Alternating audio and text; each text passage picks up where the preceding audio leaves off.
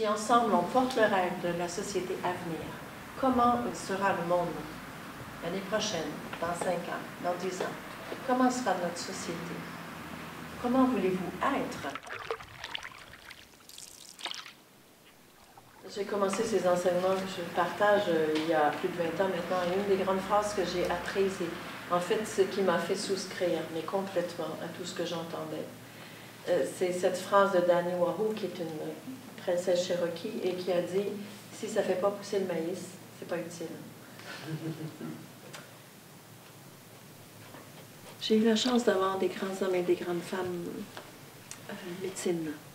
Et j'entends par hommes et femmes médecine, j'entends des êtres qui avaient atteint un niveau de sagesse et de la connaissance. Parce que la sagesse, c'est de la connaissance appliquée. C'est pas ce qu'ils disent, c'est comment ils vivent. Montrez-moi qui vous êtes et je vais voir si oui ou non je vais écouter ce que vous dites.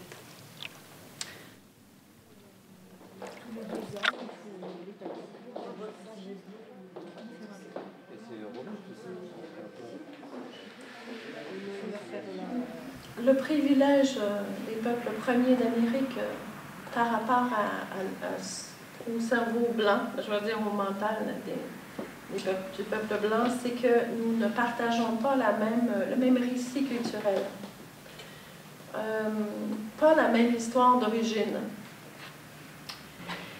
Pour les peuples premiers, nous sommes séparés de rien.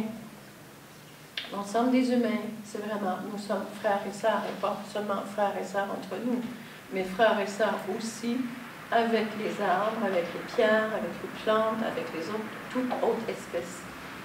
Alors cette idée d'avoir été séparés du paradis parce qu'il y a eu une faute, d'avoir à mériter, ça nous amène dans un espace où juste le fait d'être en vie, c'est pas suffisant. Il faut toujours faire quelque chose. Je suis vivante, je suis vivant, et au nom de la vie que je porte, j'ai droit à tout ça. Simplement parce que mon âme s'est incarnée. Tout est possible pour moi, à chaque instant.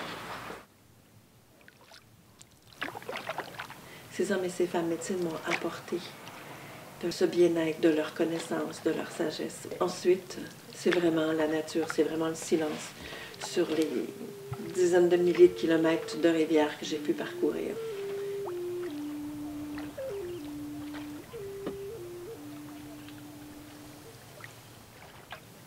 C'est toujours après des épreuves qu'on se met en chemin. Quand j'étais jeune, j'étais profondément spirituelle.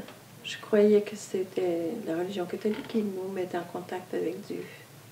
Et en fait, j'étais nue dans la nature. Et le grand écart entre ce que les humains autour de moi disaient et ce que je voyais comme acte me blessait tout le temps. Je me réfugiais dans la nature, avec les oiseaux, avec les petites bêtes, les porcs qui piquent, les ratons laveurs, Je trouvais que leur compagnie était bonne pour moi.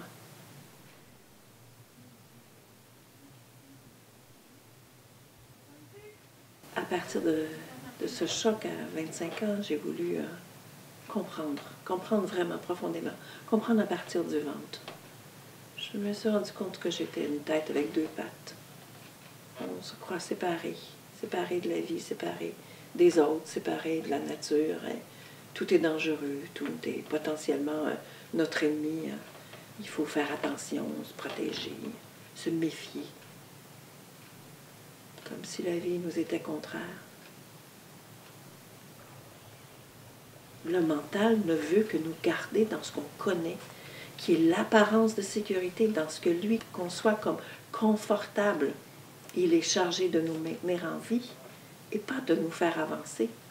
Le mental n'a aucune idée de où est-ce que mon âme va. Toutes nos civilisations dites modernes nous amènent à ne croire qu'en ce mental. Or, ça nous joue des vraiment vilains tours, parce que le mental fabrique une émotion, et comme je le ressens, je le prends pour la vérité. Alors, ce qui se passe en réalité est bien au-delà. Et ça m'empêche de voir combien je suis toujours dans les mêmes pièges.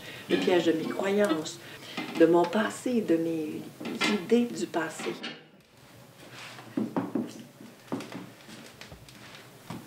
quelle est l'intention de mon âme dans cette incarnation? Qu'est-ce que je suis venue faire ici? À quoi sert ma vie? Est-ce que je suis divisée ou je suis en lien? D'abord avec moi. Est-ce que ma tête est en lien avec mon cœur? Est-ce que mon cœur est en lien avec mon ventre? C'est-à-dire ce que je ressens profondément. Ce mouvement intérieur, cette voix qui nous dit tu devrais ne pas croire ça, ou tu devrais aller là. Et après, la tête arrive, non, non, non, c'est dangereux, non, non, non. Mais au-delà de ça, et je dirais 98% de mon être est au-delà de ce mental, c'est une âme qui s'est incarnée dans un corps physique pour venir expérimenter la vie. Pas pour se limiter, pas pour faire du ménage, pas pour faire tel ou tel métier. Je suis le divin qui est incarné et qui vient expérimenter d'une manière absolument unique et sacrée la vie. Chacun, chacune, on voit la vie comme si on était sur des collines à regarder la même vallée. Du point de vue de chacun, il y a un horizon qui est absolument unique. J'ai vraiment vu dans la nature que la nature ne gaspille rien. Il n'y a absolument rien qui se fait pour rien. Alors pourquoi y aurait-il 7 milliards d'humains sur la planète s'il y avait une seule façon d'expérimenter la vie? Moi, je crois en la responsabilité que nous avons chacun d'amener notre vie dans sa plus belle et sa plus grande manifestation. Et quelle est la plus belle et plus grande manifestation de mon âme? C'est d'être en joie. C'est d'apporter le talent de qui je suis, mon talent unique, ma couleur particulière. Et comment je sais que je suis sur le chemin de mon âme? Ben, ce que je fais qui est facile, ce que je fais qui me rend joyeuse, qui me rend joyeux, ça ne trompe pas. Ça, c'est le chemin de mon âme. Toutes les autres choses qui sont de l'ordre des « je devrais », des dogmes, des croyances, des disciplines à s'imposer, personnellement, je n'y crois pas. Et vous ne trouverez pas ce genre de choses chez les peuples premiers, qu'ils soient aborigènes, maoris, kukuna ou les Amérindiens. Qu'il faut se lever à telle heure, qu'il faut jeûner à telle façon. Non. C'est l'intention qui crée. Nous sommes toutes responsables de ce qu'on crée. Que je le sache ou non, je crée à tout moment. Je suis une créatrice. Je suis un créateur de ma vie. Il y a juste de choisir, d'entrer dans la conscience. Et plus je suis consciente que c'est moi qui crée, plus je fais attention à mes pensées, plus je choisis de créer des choses qui vont m'amener à être meilleure. Je m'occupe de m'occuper, que ma vie soit rayonnante, que je sois joyeuse, que je sois bien, faire fleurir ma vie. Dans une société primitive, qu'une personne ne mette pas complètement ses talents au service de la communauté, c'est une aberration.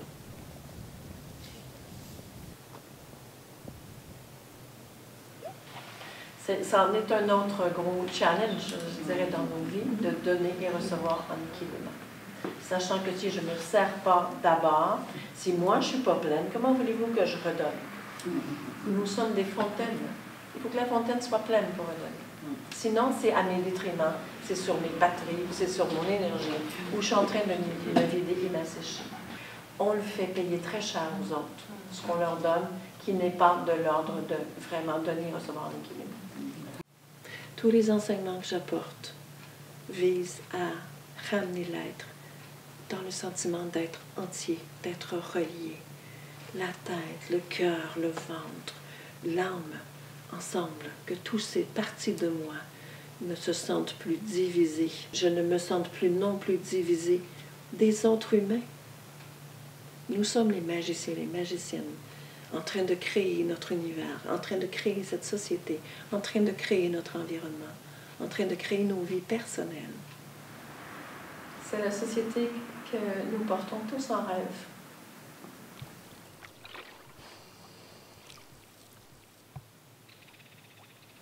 On peut l'appeler le nouveau monde.